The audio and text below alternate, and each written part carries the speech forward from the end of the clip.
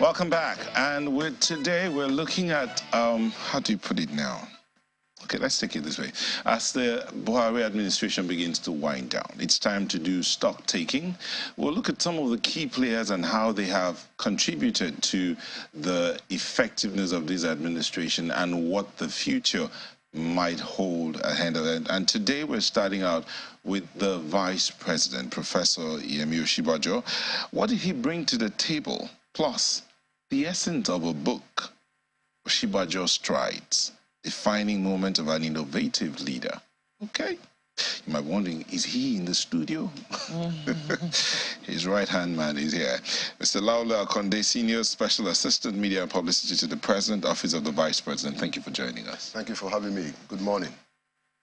Indeed, good morning and welcome. Welcome. Let me start by asking you, how's the journey been?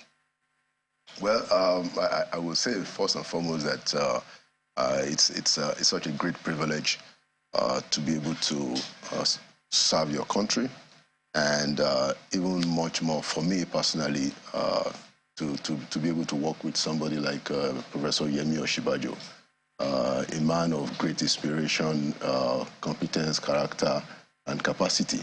And of course, serving under the president, who clearly everybody knows, has the deep interest of this country and a very honest, straightforward shooter. So it's been quite a pleasant experience. What would you say were the highest moment? I mean, if you could just give us as brief as possible, the highest moment and the lowest moment of the Vice President in office. Well, I think the highest moments apparently will be when he acted as president. The times that he acted as president, for me personally, would be the highest moment, because of course then you are able to do quite a few things that you felt are important, and to show clearly, that we can take this country to the place of our dreams, with consistent leadership, with the leadership that has great vision, which also you see in the last 8 years with what the president has done, especially in the area of infrastructure, social investment, and the way we have changed the narrative around corruption to show that clearly, this is something that is not acceptable. And even though there's still a lot more to do, but clearly, the Buhari administration has put this country on the right trajectory. It would be good to just state here that we're looking forward to the day we'll have Professor Osinbajo sit on that seat and have a conversation with us and really talk towards. But seeing that he is who he is, you used words that we had repeated here yesterday, character, competence, capacity, and experience were some of the words repeated here yesterday, and you used those words to describe the Vice President. And there are some who would wonder, how much of the character, how much of the experience, I mean, starting out as a special assistant or special advisor, I think in 1998, how much of the character, how much of the experience came to play in the service of Nigeria, in the service to Nigeria in these 8 years? Okay, you're talking for the Vice President. Yeah. Okay, all right. So who started as, in 1988, around 1988, as special advisor to the then Attorney General of Federation. Of course, I think about a decade after became Commissioner for Justice in Lagos, and then Vice President. I think clearly one of the things that, in my view, stand him out is the kind of preparation that he has gotten, over the years, and this shows in how he handles stuff, the hands-on experience that you get, and then the ability to closely supervise what it is that you want to achieve. Now, everybody knows, the great work that he was able to do when he was Attorney General. I think it was only maybe yesterday or 2 days ago when Mr. Okocha was referring to some of the great things that he did, and he said that Yemi did that.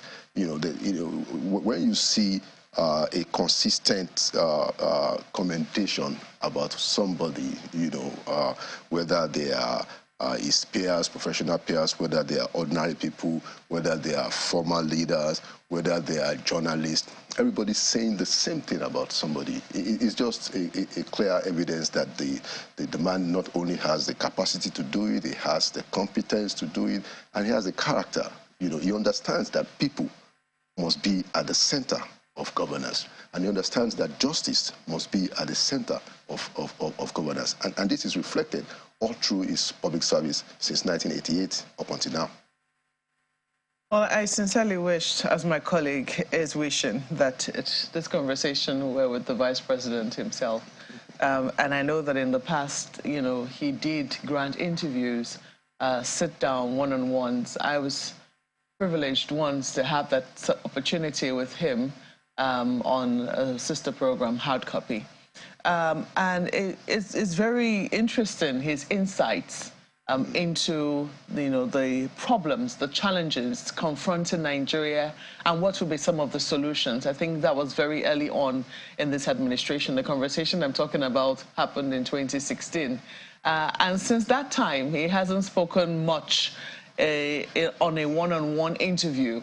Yes, he speaks quite frequently at public fora, grants the interview after a program if a journalist manages to catch him off guard without the security agencies saying, enough now. But that one-on-one has been absent. For somebody who is as imbued with as much talent as he has, and looking at the position, the role that he has had to play, oftentimes there is no constitutional role for the Vice President of Nigeria, except that which the President decides to give, or where he has to act in place of the President, as he had the opportunity to when the President was away on a medical leave. Looking at that, how difficult has that been to manage for him? Do you think that that was also a major challenge for him, looking at the fact that this is a man of brilliance? Anywhere he's been given work to do, you can see that he puts all of himself into it. So would we say that, that has also been a challenge of sorts for him, just waiting to be given something to do, for his contributions to be able to show through? You're right in the sense that as a vice president, you are limited, in terms of executive powers, but also the vice president has quite a few responsibilities, including those that are even stated in the Constitution, including being the chairman of the National Economic Council. And then, of course, it's also by statute chairman of the National Council on Privatization. I've got a number of other statutory functions. But I get your point in terms of the difference that exists between being number one and being number two. So as number two, your real assignment is to support the president. And to advise, the president, and to take, your instructions and directives from number one. And I think he has discharged that, has acquitted himself very, very creditably in that aspect. And on the assignments for which he has been given over the course of 8 years so far, I'm sure that many Nigerians agree that he has done an excellent job, starting in 2016 when he had to pioneer the implementation of the social investment program, until, when he was he was the chairman of the economic management team in the first term, before the strategy was changed in the second term, and several other, assignments, including also chairing the Presidential Enabling Business Environment Council, which tried to bring in some significant reforms to doing businesses in Nigeria. And you will remember that then we moved up. Nigeria moved up about 39 places up the ranking of the World Bank in ease of doing business for 2 years back to back. Even then, Nigeria was ranked as one of the top 10 countries in the world that are reforming their economies in a very respectable and recognized manner. So, yes, there are limitations, clearly. Like I said, the difference between being number one and number two is quite huge. But I think he has managed to make himself very busy with the constitutional roles and delegations from the president.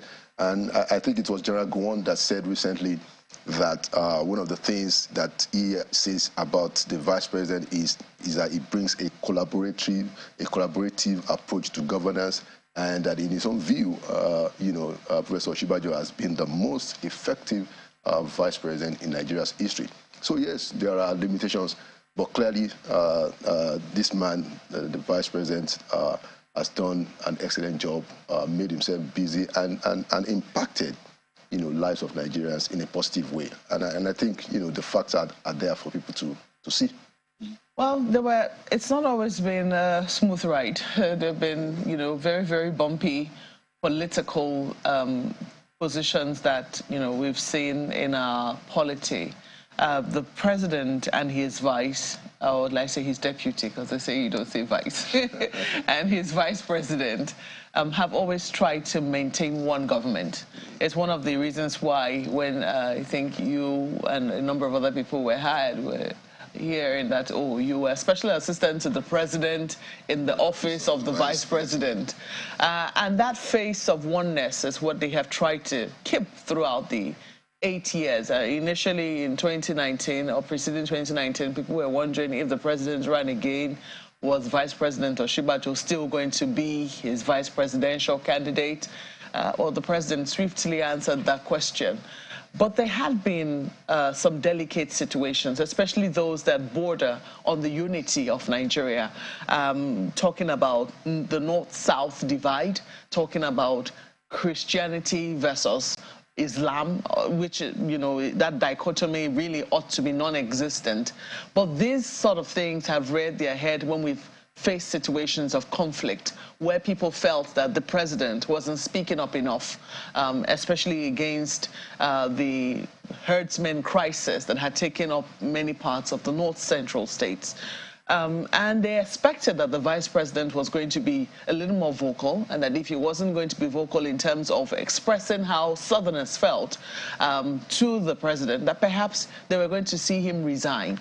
Those kinds of moments, how were they for him? You have been his spokesperson. Have you perhaps witnessed firsthand perhaps some of the difficulties, or will I say the intricacies in government at that time?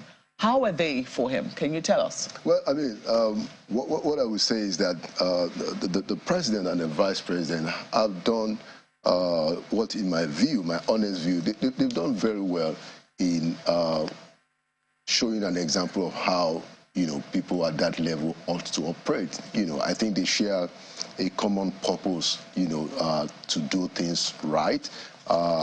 And yes, there will always be times when there will be a little issue here and there. And what the vice president has always, done in terms of talking about some of the fault lines is to say, look, I mean, the diversity, of which you speak, whether it is ethnic diversity, whether it's religious or regional diversity, whatever it is, that seems to be the difference, is meant or could be used, and we should turn it into advantage, because ultimately that is what it is. The more, the merrier. There is a way in which we should continue to try to take advantage of our size, for instance, and that has been his own attitude, to understand that, look, in any situation, the question is, what can you do to solve the problem? It's not a question of engaging in arguments or working out of the situation. The people have elected you to a position for a tenure. They expect you to get stuff done. So yes, you will win some, you will lose some, but you ensure, and this is what the vice president has done, you ensure that of the things that you are asked to do, you do an excellent job. You do it as much as possible. You scale up the impact. For instance, when we did the social investment program in the first term, we were able to impact millions. I think about 12 million Nigerians were touched, either by the Empower, where we got, in the first instance, about 500,000 otherwise unemployed graduates to get a job for 2 years. The program is still going on for every 2 years, where we gave a free meal to about 10 million primary school pupils in this country, where we ensured that over 2 million petty traders got some kind of collateral-free credit facility, and also the conditional cash transfer, which I think is now should be close to about 5 million Nigerians. And all of these things require some very, considerable hard work in even trying to identify how is it that you can get these resources directly in the hands of the beneficiaries. For the first time in Nigeria, all these resources, all this, the money where we are going from the coffers of government directly into the account of the beneficiaries. I mean, that took a lot of work. So my point is that there is a lot of work to be done when you have the opportunity. Yes, there will be issues, there will be a few contentions here and there, but the important thing is to keep your eye on the ball. Why are you here? Why are you vice president? You are vice president because the people voted for you along with the president to do stuff. So what the vice president has done is to face his job and try to see whatever is possible for him to do. What can I contribute? How can I impact the lives of as many Nigerians as possible in this situation? That has always been his focus, and I've watched him very closely. At times when even some of us younger ones will be very heady, he calms us down and say, hey, calm down. Let's do whatever we can do.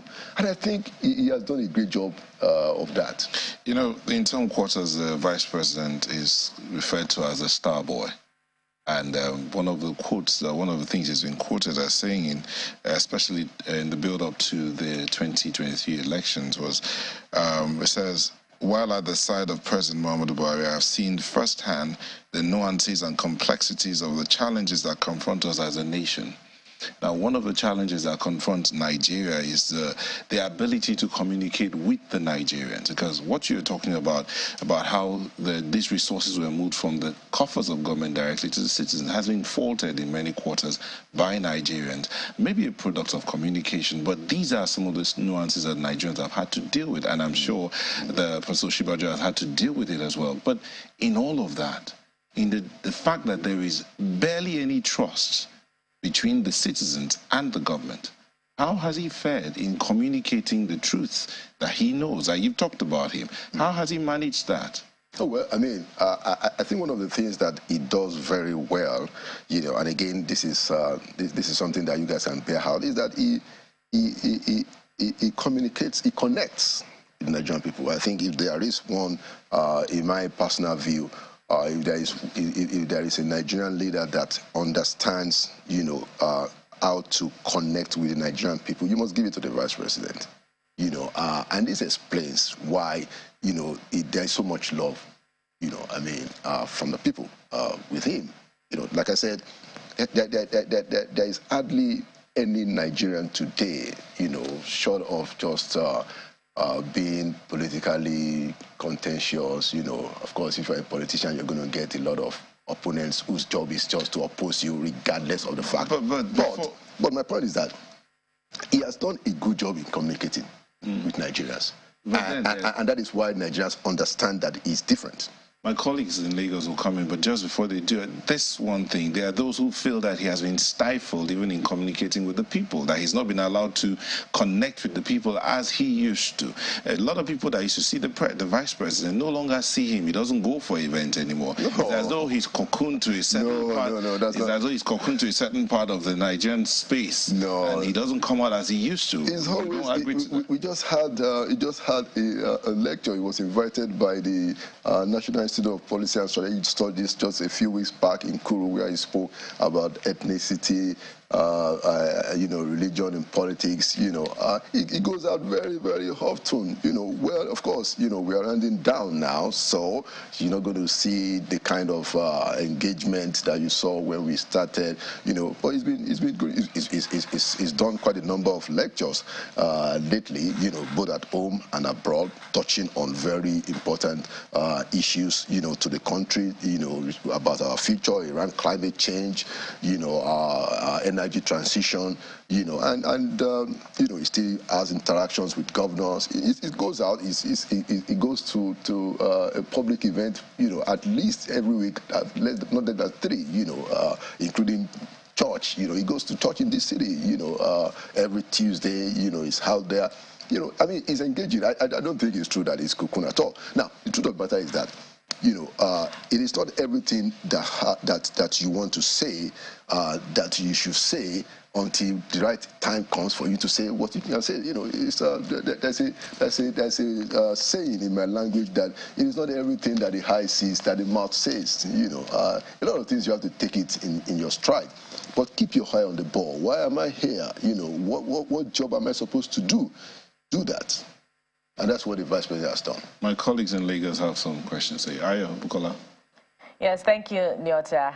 Mr. Akande, coming off the back of Nyota's first question, I'm just looking at the names on the list of those who are authoring the book in honor of the Vice President.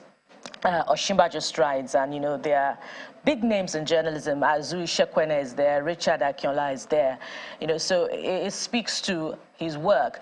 But then again, Mr. Akande, how much of the disillusionment that Nigerians feel about, you know, the Muhammadu Buhari administration, do you think has impacted on what this community and perhaps others feel about the sterling qualities of the Vice President as Vice President?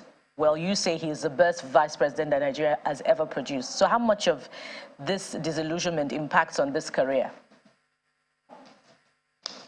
Yeah, well, it was General Gowon, by the way, who said that on Monday. General Gowon said that, in his view, Professor Yemi Osinbajo is the most effective Vice President Nigeria has ever had. You know, just to put that in perspective. But talking about what you describe as disillusionment, I think the way to look at it is that, you know, it's a question of our attitude. So it's either the cup is half full or half empty. I think, you know, there are things that has been done, you know, which we can all agree about, you know, by this administration. Significant things, by the way. And of course, you know, there are also areas, in my view, where maybe we could have done better, you know. But the important thing is that at the end of the day, you have enough to tell the people. Don't forget that the president, you know, got elected twice in a popular, as a matter of fact, very well, I mean, credible elections twice. You know, that speaks to something, you know, that the people believe in him, not just in 2015. He also won convincingly in 2019. You know, and while I will concede that, yes, you know, you'll probably be able to say one or two things that maybe could have been done differently, but very clearly, and this cannot be denied, this administration has put this country in the right trajectory. And we are also blessed that it's the same political party that will be taking the nation forward in the next 4 years. Well, interesting, Mr. Akande, that these views are coming at a time like this. And, well, you know, there are quite a number of issues to look at, unfortunately. It's the valedictory sessions now, both for yourself and for Mr. Adesina, who has also been a guest on this program. But, you know, as we said, valedictory sessions have started coming up now. The book launch is one of those valedictory sessions, as well as the valedictory NEC meeting of the VP. Now, tell us something about that session. Well, it may have been an emotional session or whatever it is, but it's a multi-party, it was a multi-party event because there are many, you know, different parties beyond just the APC that were represented, that are represented as governors in this country. And there are the challenges do not remonstrate in any way whatever comments may have come from the governors and whoever, all those other people who have been pouring encomiums on him. Navigating politics and governance, that must have been a challenge. How much of that was reflected at that valedictory meeting with the governors? Okay, well, yeah. First and foremost, to say that during that meeting, I think last week, last Thursday, what struck me was how it all started, because it just towards the end of the meeting that some of the governors started to make those comments. It wasn't even on the agenda, and the consistency of what was said, started with I think the governor of Kaduna, and then the governor of Cross Rivers, and then basically going around, and then the chairman of the Nigerian Governors Forum, the consistency of what everybody was saying. And one of the things I can tell you about the National Economic Council, which, of course, when we get the opportunity to talk much about, is that the National Economic Council is not anybody's court, really, because you are dealing with governors who are themselves, executive. They are the chief executives of their states. So it's different from a council where somebody appointed the members. This is a council of governors. So it's normally a truth-telling council. People can, governors often come out and say what it is they want to say. They really don't care because they are also executive governors. They are there by election. So when you have from that council that kind of outpouring of commendation and accolades, it can't be anything but genuine. For instance, when Governor Aminu Tambuwal, who spoke very graciously about the vice president, he said that the vice president is a bridge builder. He said that he was a rallying force, in this country, that he was a unifier. Those are very, very important observations, even coming from somebody from another party, which is why, I say that in the 8 years that we have seen, the vice president clearly has won the hearts of Nigerians across political parties, across ethnicities, across religion. And I think it is because of what he represented. He was indeed that voice that was saying that, look, we can make this country greater and better. And in his stewardship as vice president in 8 years, I believe that Nigerians saw that. And that is why you have this groundswell of commendation from any quarter in this country regarding the work that the vice president has done. Well, Mr. Akande, it's very interesting that you cited two things that I would like to bring together. First of all, you cited the fact that it's a truth-telling meeting where the individuals have to say to themselves squarely. You also cited the comments of the governor of Sokoto State, Aminu Tambuwal. And it just brings to mind a question of how much truth-telling really happens among them when they get into those meetings, particularly in the light of the NBS reports about multidimensional poverty in that state, in the state of that's governed by Governor Aminu Tambuwal. More than 90% of the people in the state are said to be below the poverty line, and a number of other states in the north like that, and in the south, virtually every state in the country. So I'm wondering how much of truth-telling, how much of looking into each other's eyes and telling the bitter truth they would not hear from anywhere else could have helped to change those figures, or at least lay the foundation that the next administration can build on. Well, I can tell you that there's a lot of frank exchanges that go on in that council, a lot of frank exchanges, and each of the governors, of course, have their local issues, but oftentimes in the council, they talk about, national issues.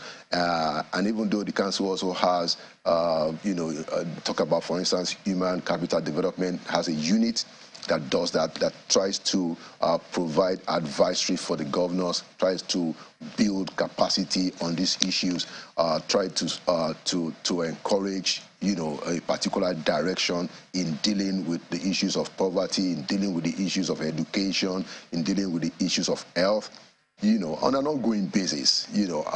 So what I can say to you is that, yes, you know, there is a lot of truth-telling, and yes, there are also issues, you know, in the states, just like across the country. But the point is that you have a council, the NEC, in the last 8 years that has clearly, you know, taking up the task of addressing some of these very tough problems. Like, look at the National Livestock Transformation Program, you know, that came out of NEC. It took the arduous and tedious working of the governors, setting up several committees and ad hoc committees, traveling to all the states that were affected by the farmer-herders clashes.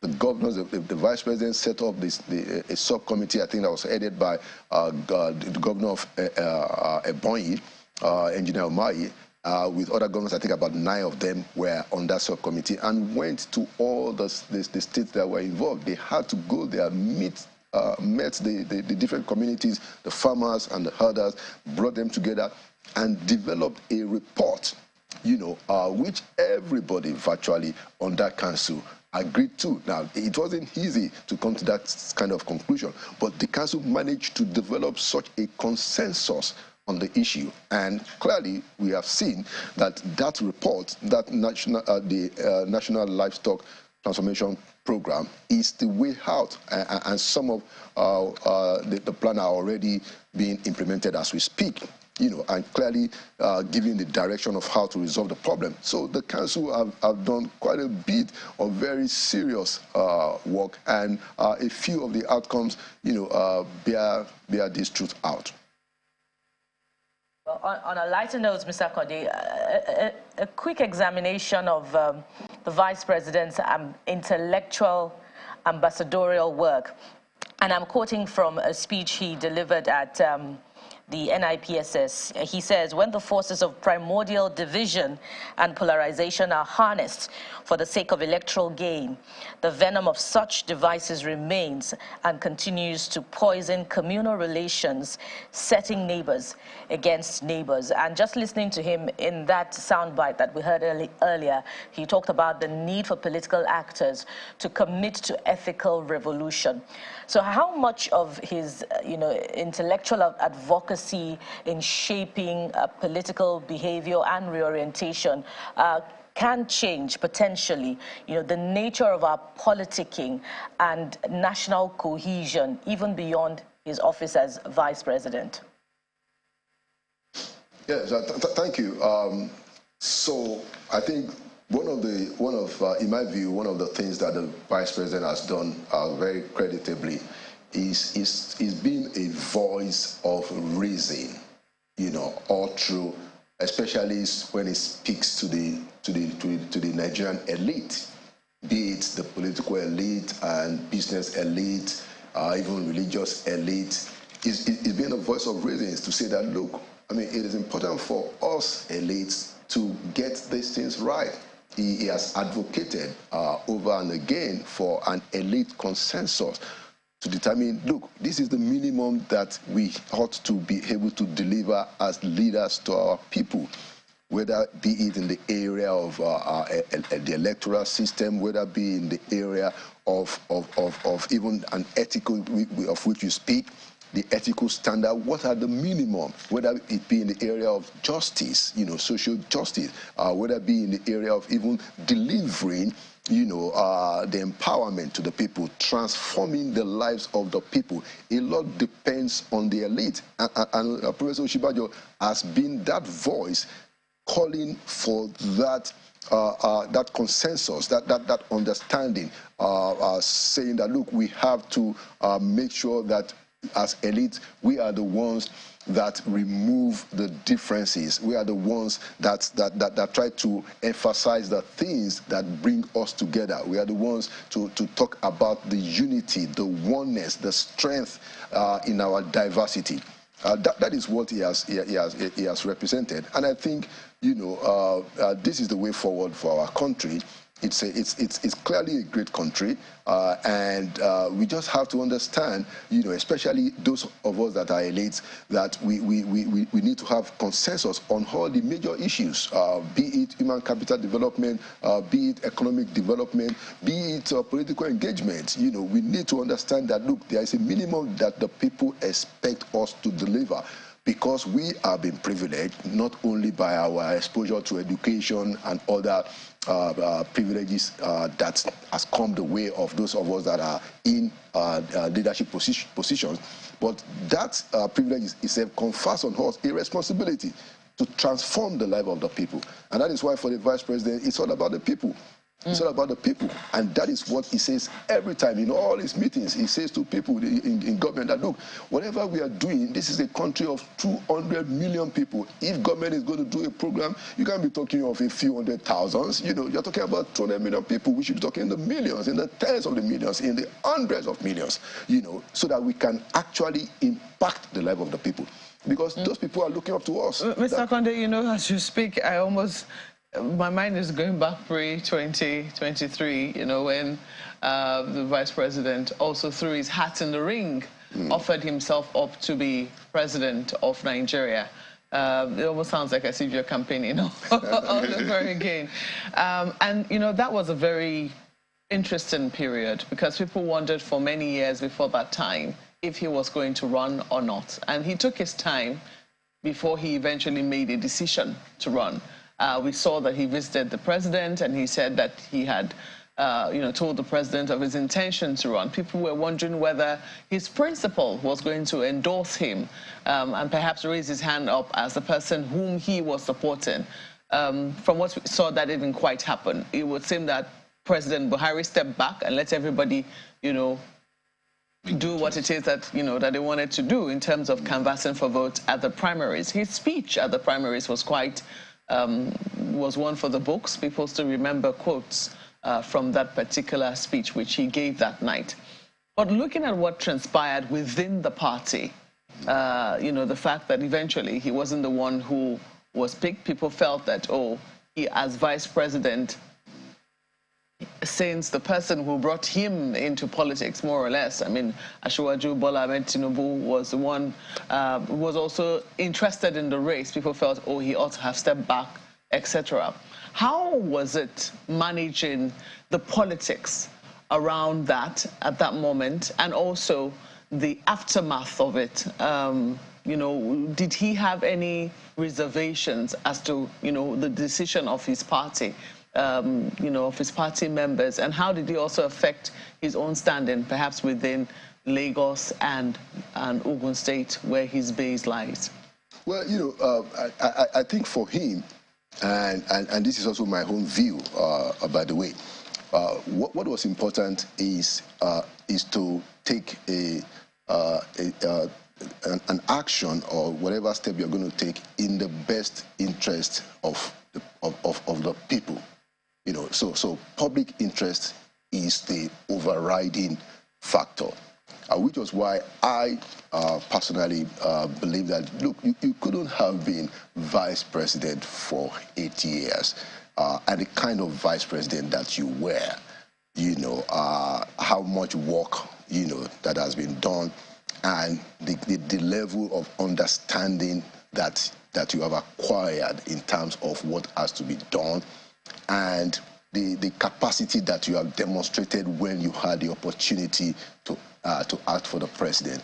Now you can't have all of that, and then and of course you have inspired tens and twenties, scores of millions of Nigerians by your leadership style. People see you as a representation of a new Nigeria, that with this guy, there is a new Nigeria is possible. Now, all of that can be in place, and then you just walk away and say, you know what, I'm not going to run. No, you don't do that. You have to stand up. You have to put yourself up. And once you stand up, you put yourself up, it's up to, at that level, your party to decide, what they want to do. And the decision has been taken, and then you move on. And that's exactly what the vice president has done. You know, you do what you needed to do, what was the right thing to do, in her view, clearly, and clearly in the view of many Nigerians, and the matter is disposed. And once the matter is disposed, you continue your job.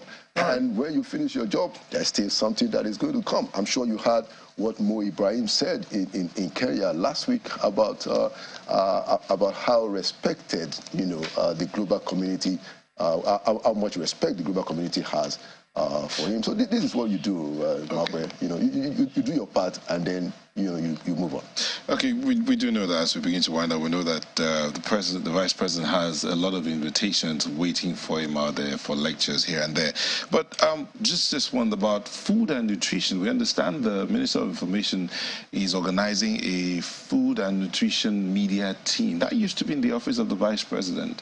I mean, food and nutrition used to be in the office of the vice president. What happened? Well, I don't know specifically what this is about, but the Minister of Information is the head of communications in the federal government. So he can, you know, he's the one in charge of public communication generally. But is the office of the vice president involved? Yeah, but there is a human nutrition, the National Nutrition Council. You know, or National Council on Nutrition, National Council on Nutrition that is headed by the vice president. So I'm sure that that campaign is going to be done in collaboration with us. But the Minister of Information is in charge of communication for the federal government. Okay, Mr. Laulu Akande, so the Osinbajo strikes, in your closing statements, the Osinbajo strikes, of what essence, what good would it be to the Nigerian out there? Well, seeing that the people that wrote that book, and Bukola mentioned it, 25 or thereabout? Yeah. 25 people, professionals from different walks of life, from different parts of the country, came together to compile that, north, south, east, and west.